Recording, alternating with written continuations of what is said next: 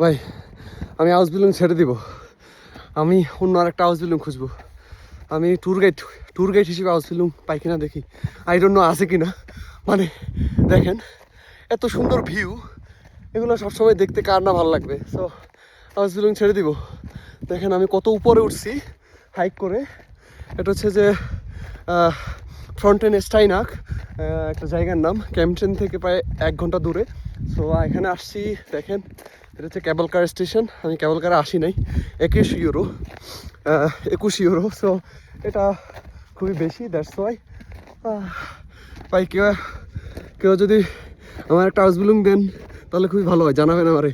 আমি tour guide হিসেবে house building করবো, কারণ আমি ইকুইপমেন্ট ছাড়াও হাইক করতে পারি। এই যে আমার কাছে কোনো